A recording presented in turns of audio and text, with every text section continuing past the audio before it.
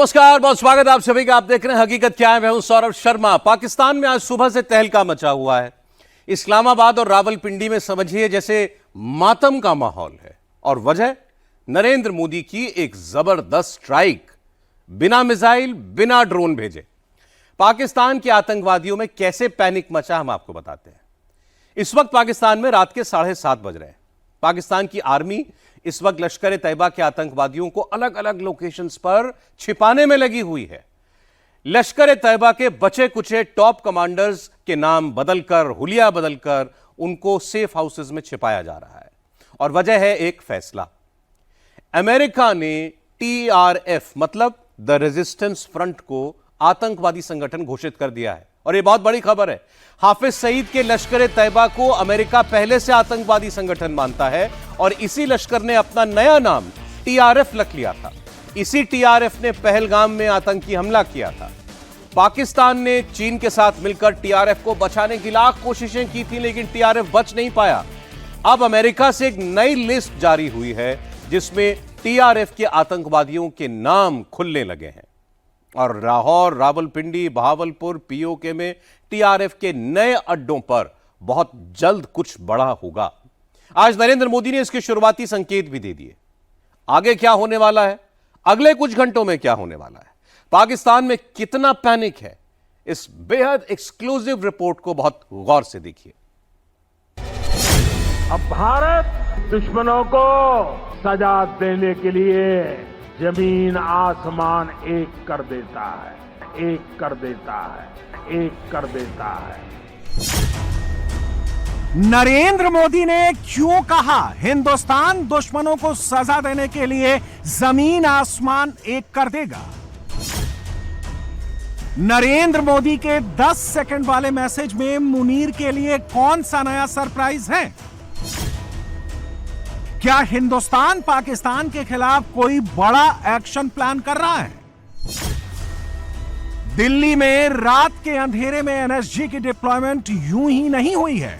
दिल्ली के कोने कोने में लार्ज स्केल पर एंटी टेरर मॉक ड्रिल यूं ही नहीं चल रही है।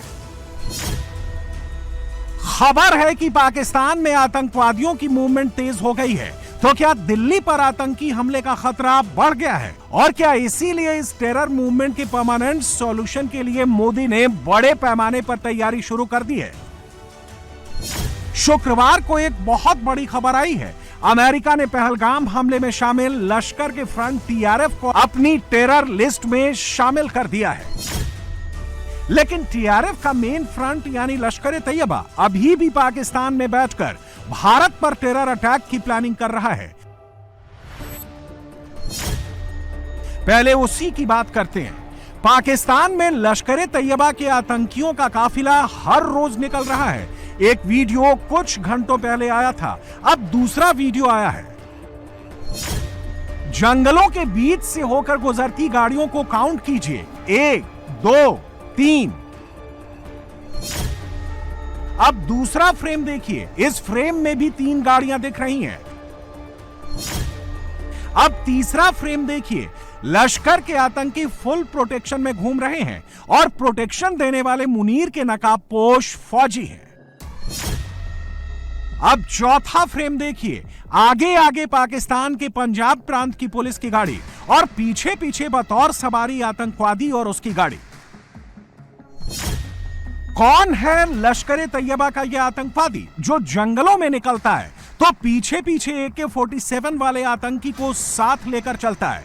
कौन है लश्कर ए तैयबा का यह आतंकवादी जो बीच जंगल जब लश्कर की सीक्रेट मीटिंग लेता है तो अपने अगल बगल हथियारबंद आतंकवादियों को रखता है?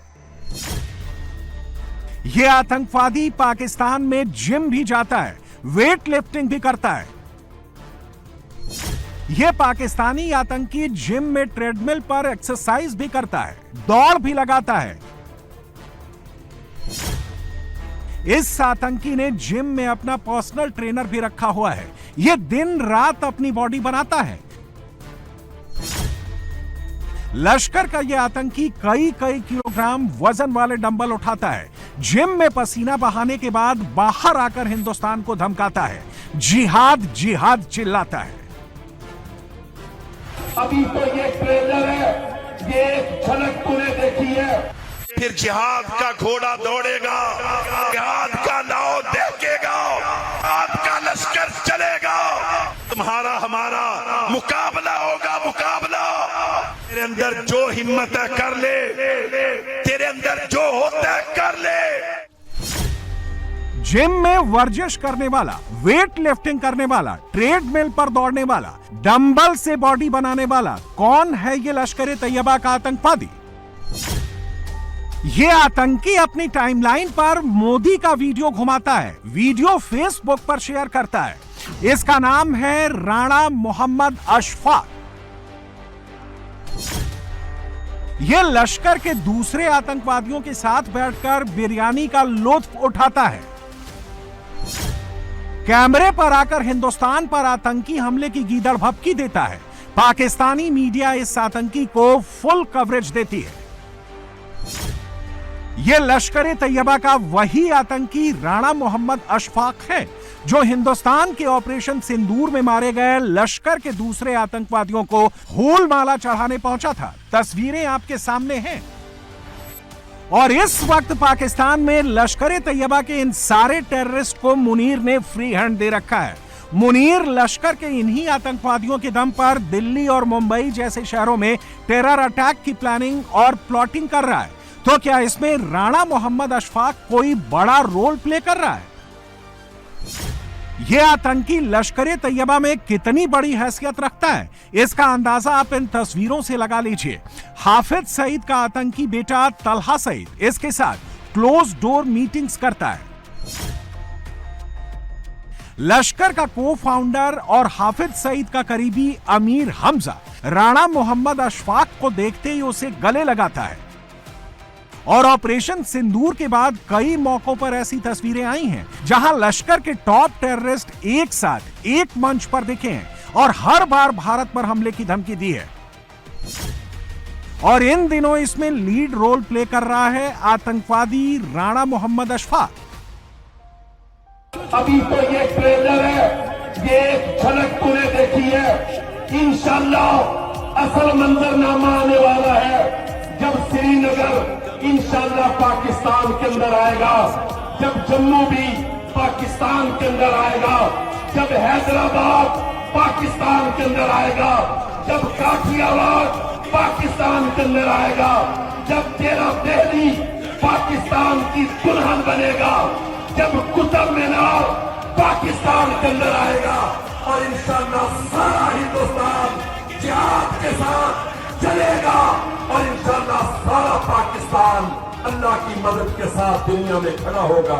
अगर अल्लाह की कसम बड़ा जबरदस्त वो मुकालमा था अमीर मोहतरम हाफिज मोहम्मद सईद साहब का कि खबरदार इंडिया कान खोल कर सुन ले, अगर तू दरियाओं का पानी रोकेगा तो फिर इन दरियाओं में इंशाल्लाह हिंदू का खून बहेगा, खून चलेगा। फिर एतराज ना करना, चीखो पुकार ना करना। हम ये बर्दाश्त नहीं करेंगे कि पंजाब बर्बाद हो जाए, सिंध बेआबाद हो जाए, हमारे ख़ियाबान बियाबान हो जाए।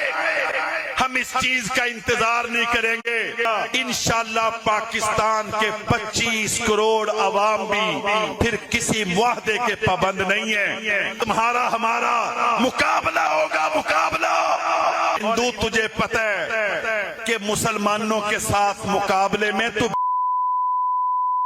की तरह बड़के लगाना आसान है, इनकी स्क्रीनों पर आकर बड़के लगाना आसान है, बातें करना आसान है, तजिए करना आसान है। तुम्हें जानते हैं, तू भी हमें जानता है, तू क्या है और हम क्या है।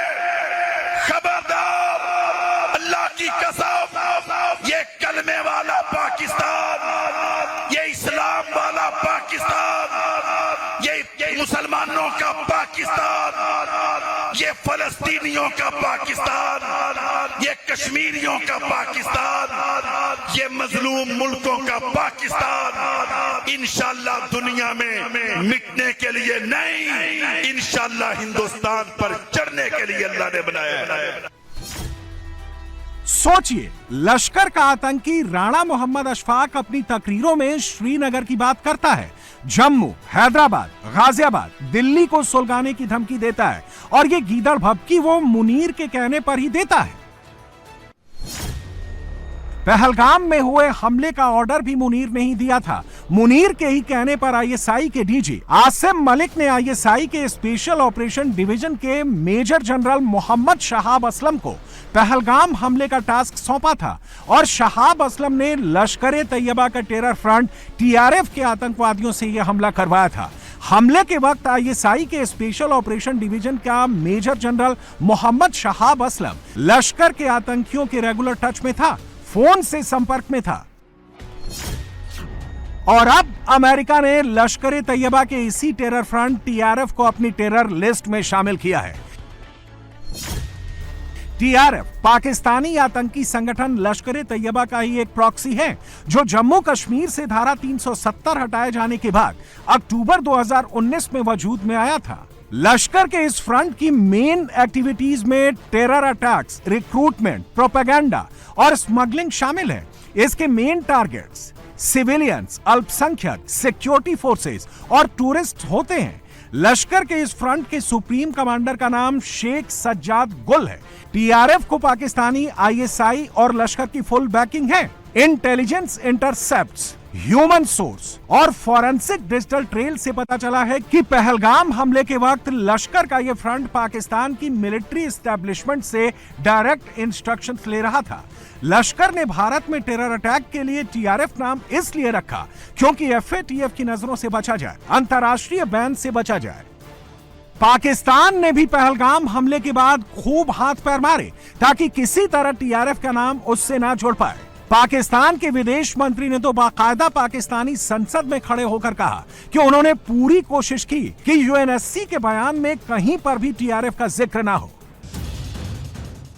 लेकिन अब पाकिस्तान का ये दांव उल्टा पड़ गया है। लश्कर का फ्रंट टीआरएफ और उसका सुप्रीम कमांडर शेख सज्जाद गुल अमेरिका के निशाने पर आ गया है।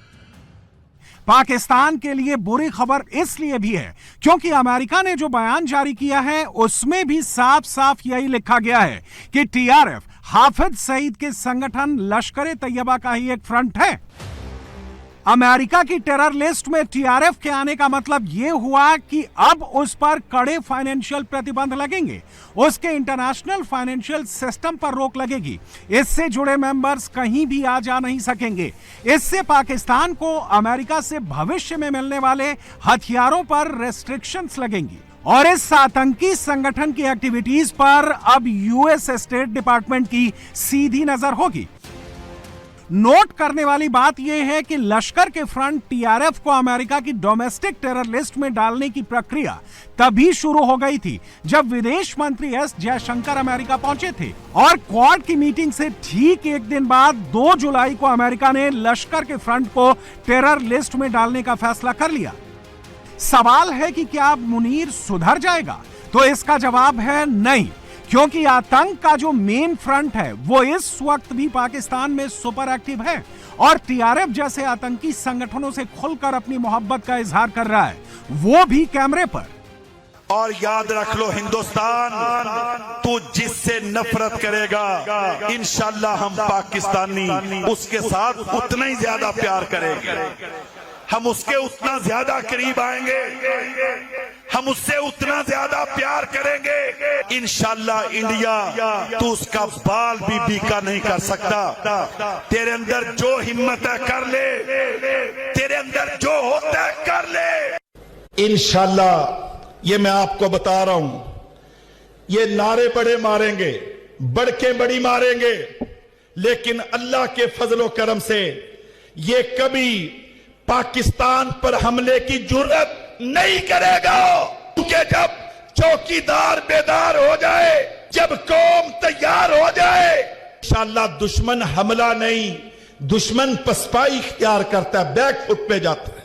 ये हजारों की तादाद में गैरतमंदों का मजमा, तौहीद परस्तों का मजमा और जां फरोशों का मजमा, मुजाहिदीन का मजमा, गैरतमंदों का ये इकट्ठ आज इस बात को साबित कर रहा है कि इस्लाम के दुश्मनों, पाकिस्तान के दुश्मनों, कान खोलकर सुन लो। वो दिन चले गए जब तुम साजिशें करते थे, जब तुम प्रोपेगंडे करते थे, जब तुम मेरे वतन को दो लख्त करके चले जाते थे, जब तुम मेरे मुल्क के ऊपर हमले करते थे। याद रख लो, आज तुम्हारी कोई साजिश, चाहे वो इस्लाम के खिलाफ हो, पाकिस्तान के खिलाफ हो, या पाकिस्तान के एटमी प्रोग्राम के खिलाफ हो, इंशाअल्लाह ये गयूर पाकिस्तान के अवाम अब बेदार हो चुके हैं। इंशाअल्लाह तुम्हारी हर बात का जवाब इंशाअल्लाह पत्थर के साथ दिया जाएगा। पिछले 1 से 2 हफ्ते में लश्कर तैयबा के आतंकियों की टाइमलाइन खंगालने से यह पता चल रहा है कि वो एक बड़े टेरर अटैक की तैयारी कर रहे हैं। आतंकी पाकिस्तान में साथ में लंच कर रहे हैं। लश्कर का आतंकी राणा मोहम्मद अशफाक, अमीर हमजा और सैफुल्लाह कसूरी के साथ लगातार दिख रहा है, लगातार मीटिंग्स कर रहा है। हर दिन थोड़ी थोड़ी देर पर जिम में वर्जिश करते हुए, वेट लिफ्टिंग करते हुए, ट्रेडमिल पर दौड़ते हुए, डंबल उठाते हुए, तरह तरह की एक्सरसाइज करते हुए अपने वीडियो रिकॉर्ड कर रहा है। ऐसा करके शायद वो ये बताना चाहता है कि वो बहुत हेल्थ कॉन्शियस है, लेकिन पर्दे के पीछे खेल तो कुछ और ही चल रहा है, क्योंकि जिम में एक्सरसाइज वाली ये तस्वीरें तो सिर्फ दिखावा है। असली खेल तो जिम से बाहर चल रहा है, सीक्रेट लोकेशंस पर चल रहा है, जहां लश्कर तैयबा का यह आतंकवादी दर्जन भर गाड़ियों के काफिले के साथ, हथियारबंद बॉडीगार्ड्स के साथ घने जंगलों में गुप्त मीटिंग्स कर रहा है और मुनीर के इशारों पर भारत पर किसी बड़े टेरर अटैक की स्क्रिप्ट लिख रहा है। और ये इसके ऑडियो से भी क्लियर है। पाकिस्तान का झंडा लेकर निकलो और पाक फौज की मोहब्बत से सरशार होकर निकलो। इंशाअल्लाह दुश्मन के गुब्बारे से हवा निकालने के लिए ये काफी हो जाएगा। हिंदुस्तान के साथ जारी, यहूदी भी इसके साथ है, इसराइल भी हिंदुस्तान के साथ है, अमेरिका भी हिंदुस्तान के साथ है, फ्रांस भी हिंदुस्तान के साथ है, जर्मनी भी हिंदुस्तान के साथ है, रूस भी हिंदुस्तान के साथ है और पाकिस्तान के साथ आपने देख लिया कोई एक मुसलमान मुल्क भी खुलकर पाकिस्तान की मदद के लिए नहीं आया। मेरे मोहतरम भाइयों, लेकिन अल्लाह की कसम मैं समझता हूं ये 2025 के अंदर ये जंगे बदर की तरह ये मेरे रब ने मौजज़ा दिखाया है।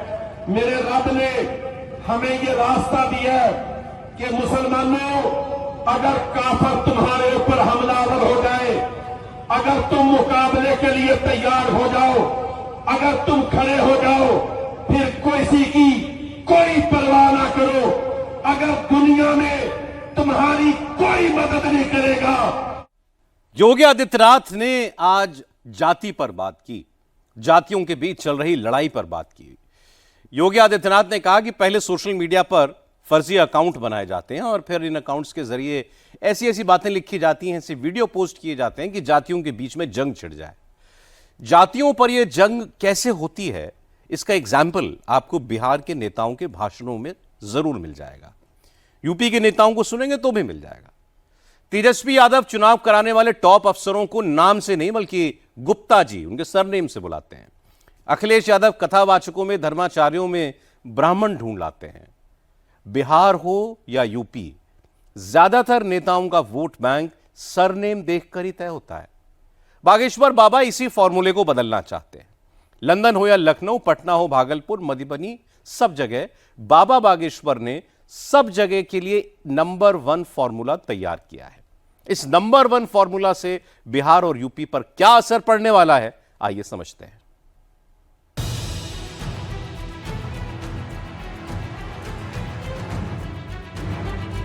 माता पिता की गलती के कारण बच्चे बिगड़ रहे हैं। यदि माता पिता कट्टर हिंदू हो जाएं, तो बच्चे भी तुम्हारे कट्टर हिंदू हो जाएंगे।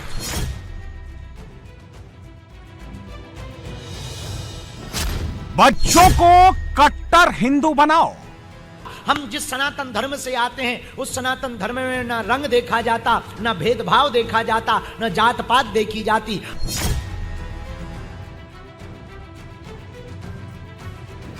हिंदुओं, जाति का बंधन तोड़ दो। हिंदुओं, यदि हम जातियों में, भाषावाद में, क्षेत्रवाद में, प्रदेशवाद में बटे रहेंगे तो थप्पड़ घलते रहेंगे। यदि हम जातियों के बंधनों को, भेदभाव के बंधनों को, भाषावाद के बंधनों को तोड़कर एक रहेंगे, भारतीय रहेंगे, तो हमारा सम्मान पूरी दुनिया में होगा। हिंदू जहां भी हो, एक हो जाओ। बाबा बागेश्वर का हिंदुओं के लिए यह नंबर 1 फॉर्मूला है। इस फॉर्मूले को बाबा लंदन में सुना रहे हैं, लेकिन मैसेज यूपी और बिहार तक डिलीवर हो रहा है। बाबा का यह मैसेज बिहार का हिंदू सुन रहा है, यादव सुन रहा है, ब्राह्मण सुन रहा है, अगड़ा, पिछड़ा, दलित सब सुन रहे हैं। बाबा का यह मैसेज अखिलेश यादव सुन रहे हैं, अखिलेश का पीडीए भी सुन रहा है, यूपी का 19% अगड़ा भी सुन रहा है। सवाल यह है कि बागेश्वर बाबा का नंबर 1 फॉर्मूला क्या बिहार में तेजस्वी को हराएगा? क्या कोई बाबा चुनाव में हिंदुओं को एक कर सकता है? क्या यूपी बिहार में यादव नहीं, हिंदू बनकर वोट करेंगे? चुनाव में हिंदू एक रहेगा या अगड़ा, पिछड़ा, दलित में बंट जाएगा? यूपी से लेकर बिहार तक पूरी कहानी सिर्फ जाति की है, लड़ाई सिर्फ जाति की है। योगी आदित्यनाथ जाति की बात कर रहे हैं। आप देख रहे होंगे इन सबके इन कारनामों को, इनके वे कारनामे जो फेक अकाउंट बनाते हैं सोशल मीडिया में और फिर उसके बाद जातीय संघर्ष की स्थिति को पैदा करते हैं, एक जाति को दूसरी जाति से लड़ाने का काम करते हैं। ये वही लोग हैं। अखिलेश दिन रात जाति जाति ही जप रहे हैं। तेजस्वी कभी कुशवाहा सम्मेलन बुला रहे हैं तो कभी चौरसिया समाज का मंच सजा रहे हैं। बिहार और यूपी चुनाव से पहले सिर्फ और सिर्फ जाति ही चल रही है, लेकिन इन जातियों से अलग बाबा बागेश्वर लंदन में बैठकर नंबर 1 फॉर्मूला फिट कर रहे हैं। आजकल लंदन में रहने वाले हिंदू परिवारों की एक ही सबसे बड़ी समस्या हो गई है, बच्चे बट रहे हैं, हट रहे हैं, घर से भाग रहे हैं। माता पिता की गलती के कारण बच्चे बिगड़ रहे हैं। यदि माता पिता कट्टर हिंदू हो जाएं तो बच्चे भी तुम्हारे कट्टर हिंदू हो जाएंगे। हम जिस सनातन धर्म से आते हैं उस सनातन धर्म में ना रंग देखा जाता, ना भेदभाव देखा जाता, ना जात पात देखी जाती। हमारे सनातन धर्म में गले लगाया जाता, हमारे सनातन धर्म में अपना बनाया जाता, हमारे सनातन धर्म में ये भी नहीं पूछा जाता तो तुम कितने पुराने हो, कितने नए हो। हिंदुओं, यदि हम जातियों में, भाषावाद में, क्षेत्रवाद में, प्रदेशवाद में बटे रहेंगे तो थप्पड़ घलते रहेंगे। यदि हम जातियों के बंधनों को, भेदभाव के बंधनों को, भाषावाद के बंधनों को तोड़कर एक रहेंगे, भारतीय रहेंगे, तो हमारा सम्मान पूरी दुनिया में होगा। सोचिए, बिहार का 14% से ज्यादा यादव वोट हिंदू के नाम पर पड़ गया तो क्या होगा? सोचिए, बिहार का यादव वोटर घर से हिंदू बनकर वोट डालने निकल गया तो क्या होगा? बाबा बागेश्वर के कैलकुलेटर में जाति का परसेंट काउंट नहीं हो रहा है। वो रविदास, कोयरी, कुर्मी, यादव को अलग अलग नहीं टाइप कर रहे। उनकी कैलकुलेशन 80 से शुरू हो रही है और 20 पर खत्म हो रही है। सवाल यह है कि बाबा बागेश्वर के 80-20 वाली कैलकुलेशन से योगी आदित्यनाथ को क्या फायदा होगा? बाबा की कैलकुलेशन से नीतीश के वोट में क्या प्लस होगा? तेजस्वी, राहुल और अखिलेश को क्या नुकसान होगा? समझ लीजिए। बिहार में लालू के लाल तेजस्वी पॉपुलर MY इक्वेशन का एडवांस वर्जन लॉन्च करना चाहते हैं। बिहार में यादव 14.3%, मुसलमान 17.4%, जो कुल 31.7% होता है। बिहार में OBC 27%, EBC 36% और दलित 19% हैं। तेजस्वी इस बार ओबीसी, ईबीसी और दलितों को जातियों में तोड़कर MY में ऐड कर डेडली कॉम्बिनेशन बनाना चाहते हैं। तेजस्वी पिछले कई महीने से इस फॉर्मूला पर काम कर रहे हैं। कभी 0.47% आबादी वाले चौरसिया समाज का सम्मेलन बुला रहे हैं, तो कभी 4.21% आबादी वाले कुशवाहा समाज का मंच सजा रहे हैं। तेजस्वी हिंदुओं को जाति में तोड़कर नई जाति के कुछ वोट अपने MY बुके में ऐड करना चाहते हैं। लेकिन तेजस्वी जिन्हें जाति के नाम पर बांटकर ऐड करना चाहते हैं, वो मंच पर खुद बंट जा रहे हैं। 2024 में अखिलेश यादव ने छोटी जातियों को खुद के साथ जोड़ा था और उसका रिजल्ट भी अखिलेश के फेवर में गया था। तेजस्वी भी उसी पैटर्न पर काम कर रहे हैं। जातियों की उपजातियों में घुसकर अपना नंबर बढ़ाने की कोशिश कर रहे हैं। तेजस्वी बांटने में जुटे हैं, तो बाबा बागेश्वर ने भी जोड़ने के फॉर्मूले पर काम शुरू कर दिया है। 6 जुलाई को ही बाबा बागेश्वर और संतों की बड़ी टीम पटना में सनातन महाकुंभ का मंच सजा चुकी है। हिंदू एकता कैसे होगी, बिहार में पहली बार जाति का चक्रव्यूह कैसे टूटेगा, इसका ट्रेलर दिखा चुकी है। बाबा बागेश्वर पूरे देश में हिंदुओं का जाति का चक्रव्यूह तोड़ने में लगे हैं। हिंदुओं के बीच नंबर 1 फॉर्मूला लेकर जा रहे हैं और बिहार में इसका पहला टेस्ट होना है, क्योंकि बिहार में वोट के नाम पर जाति कभी नहीं जाती। हर जाति का अपना नेता है और वोट का अपना अलग फॉर्मूला। अगर बाबा का फॉर्मूला बिहार में फिट हो गया तो समझो यूपी में भी हिट हो गया। कैसे, जान लीजिए। 2020 विधानसभा चुनाव में महागठबंधन को ब्राह्मणों का 15% वोट मिला। एनडीए को 52% वोट हासिल हुआ। 30 से ज्यादा सीटों पर इफेक्ट रखने वाले भूमिहार समाज से तेजस्वी के अलायंस को 19% वोट मिले। एनडीए का पलड़ा भारी रहा, 51% वोट मिले। राजपूत 9% तेजस्वी के फेवर में गए। 55% वोट मोदी नीतीश के नाम पर पड़ा। यादव में लालू की पार्टी हमेशा की तरह फेवरेट रही। 83% वोट मिले। एनडीए को 5% वोट मिले। 2020 के बाद 2024 के चुनाव में हिंदू को जाति में बांटने का काम खूब हुआ, लेकिन यहीं से हिंदू को एक करने का फॉर्मूला भी मिला और बिहार में तेजस्वी को हराने का नया इक्वेशन भी समझ में आया। 2024 लोकसभा चुनाव में बीजेपी को बिहार में अपर कास्ट का 53% वोट मिला। महागठबंधन को 10% अपर कास्ट ने वोट दिया। नीतीश के सॉलिड वोटर कोयरी और कुर्मी का 67% वोट एनडीए के फेवर में गया। महागठबंधन को 19% वोट मिला। तेजस्वी के कोर वोटर यादव में 26% एनडीए के पक्ष में गिरे, जबकि तेजस्वी के गठबंधन को 73% यादवों का वोट मिला। बाबा बागेश्वर बिहार में जाति का चक्रव्यूह कैसे तोड़ेंगे, नंबर 1 फॉर्मूला की सफल टेस्टिंग कैसे करेंगे, वो 2020 और 24 के चुनाव से समझ आ जाएगा। बिहार में कुर्मी का 11% वोट तेजस्वी को मिलता है। कोयरी का 16% वोट मिला। अन्य ओबीसी और ईबीसी का सिर्फ 18% वोट तेजस्वी अलायंस की ओर गया। रविदास का 34%, पासवान का 22%, मुसहर का 24%, अन्य दलितों का 24% वोट तेजस्वी के अलायंस को मिला। यादव के अलावा हिंदुओं की दूसरी जाति का ज्यादा वोट तेजस्वी को नहीं मिलता। एनडीए हर बार इसमें बाजी मारती है। तेजस्वी की नजर इसी जाति में बटे हिंदू पर है। कई महीने से वो इसी वोट की माइक्रो मैपिंग में जुटे हैं और धीरेन्द्र शास्त्री के इसी चक्रव्यूह को भेदना चाहते हैं। जाति के नाम पर पड़ने वाले वोट को हिंदू के नाम पर पड़ने वाले वोट में कन्वर्ट करना चाहते हैं। 2024 लोकसभा चुनाव में यादवों का 26% वोट एनडीए को मिला। 2020 में यादवों का सिर्फ 5% वोट एनडीए के फेवर में गया था। सोचिए, अगर हिंदू जाति में नहीं बटा, यादवों का 4% एक्स्ट्रा वोट भी हिंदू के नाम पर पड़ गया, तो इक्वेशन बदल सकता है। तेजस्वी का नंबर पहले से भी घट सकता है।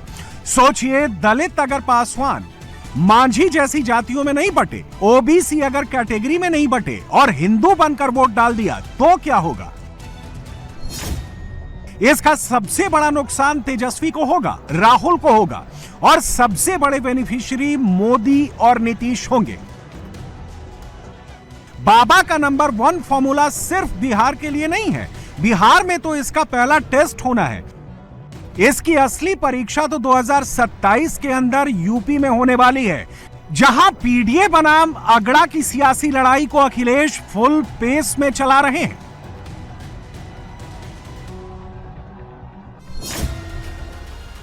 अखिलेश 27 से पहले जाति की बिसात बिछा रहे हैं, अगड़ा पिछड़ा की फील्डिंग सेट कर रहे हैं। यूपी में भी बड़े लेवल पर जातियों की माइक्रो मैपिंग हो रही है। दूसरी ओर योगी आदित्यनाथ जातियों में बटे हिंदू को जोड़ने में जुटे हैं।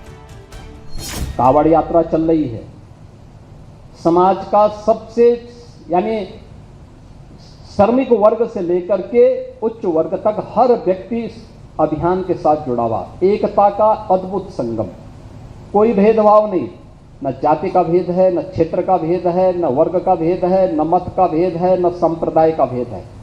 मीडिया ट्रायल होता है, बदनाम किया जाता है, खूब उसके बारे में लिखा जाता है, उन्हें उपद्रवी और आतंकवादी तक बोलने का दुस्साहस होता है।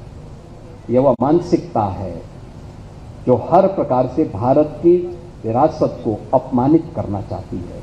ये वही लोग हैं जिन्होंने जनजातीय समुदाय को भारत से अलग करने का प्रयास किया। बिहार के बाद बाबा बागेश्वर का अगला पड़ाव यूपी होने वाला है। यूपी में हिंदू एकजुट करने का प्लान बहुत पहले बन चुका है और इसकी शुरुआत नवंबर में हो जाएगी।